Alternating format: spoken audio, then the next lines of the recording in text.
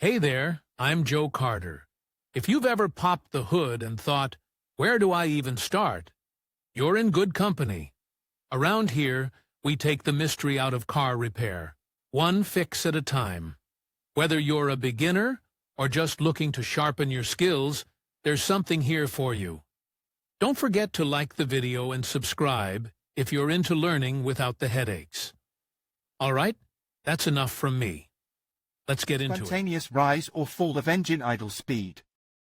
The vehicle stalls when the throttle is released. After starting a cold engine, there is no warm-up speed. Regardless of the throttle position, the ECU raises the idle speed by 200 to 300 RPM to reduce the catalyst warm-up time. If the RCC is defective, the stepper motor will not be able to adequately shift the position of the rod with a tapered needle, thereby increasing the passage cross-section of the bypass channel of the throttle assembly. When powerful current consumers are switched on, the revolutions drop or start to float. Turning on the air conditioner, compressor, cooling system, fan, or a combination of electrical appliances that load the generator increases the load on the engine, which leads to a drop in the number of revolutions. Therefore, in idle mode, the ECU increases the bypass channel cross-section with the help of the regulator, thus equalizing the RPM. Idle speed sensor faults. What faults can occur? Contamination of mechanical elements preventing normal movement of the rod. Dust particles penetrating through the air filter mix with oil vapors, exhaust gases from the crankcase ventilation system, which over time leads to contamination of the throttle valve elements. Soot not only clogs the bypass channel, reducing its cross-section, but also gets inside the idle sensor. In this case, the rod starts to move with jamming, which leads to unstable engine operation. Wear and tear of the drive of the worm and anchor mechanism. A worm and anchor drive is used to convert the rotary motion of the motor rotor into translational motion of the cone rod. Worn worm gear threads will prevent the idle sensor rod from moving normally. Malfunction of the control circuit. We are talking about breaks in the electrical wiring, short circuits due to insulation fraying, formation of oxides on the terminals of wire pads. Destruction of the O-ring, which causes the unaccounted air intake of the DMRV. Computer diagnostics. Despite the fact that in common parlance, the RCH is commonly referred to as a sensor, the device is exclusively an actuating mechanism that has no feedback from the ECU. In other words, the engine control unit sets the desired stem extension by applying voltage to the stepper motor. But the ECU cannot objectively check the actual position of the rod, so the discrepancy between the desired and actual values is not recorded anywhere. This means that in the event of a sensor malfunction, check engine does not light up on the instrument panel. The self-diagnostic system can register only a few malfunctions of the control circuit of the PHC. Variants of errors that can be detected by a diagnostic tool through the OBD2 connector before checking the idle sensor, P0505.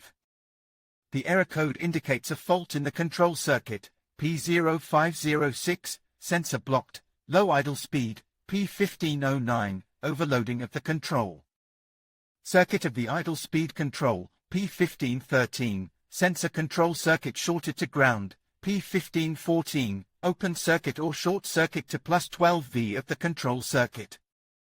Checking the idle speed sensor with a multimeter. How to check the idle speed sensor with a multimeter, in the DC measurement mode.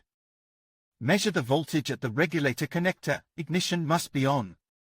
No power will indicate an open circuit in the control circuit. Check the stator winding resistance in the resistance measurement mode, range, up to 200 ohms. The stator has two windings, so it is necessary to make sure that the tester terminals are connected correctly. In the technical documentation for the sensor installed on your car, you can find the nominal resistance of the windings.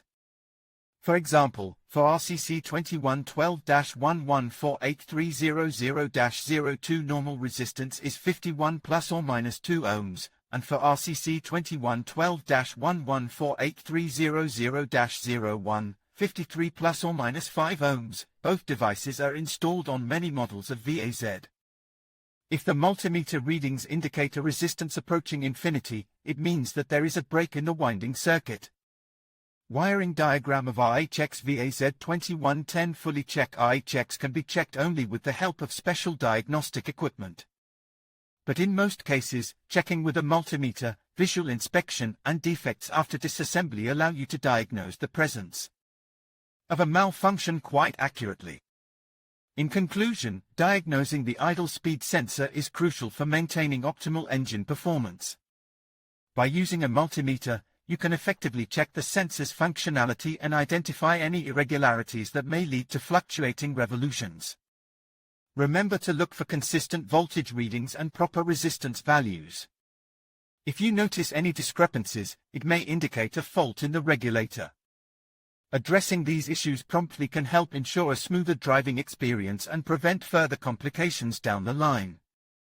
Thank you for watching, and we hope this guide has been helpful in your diagnostic journey.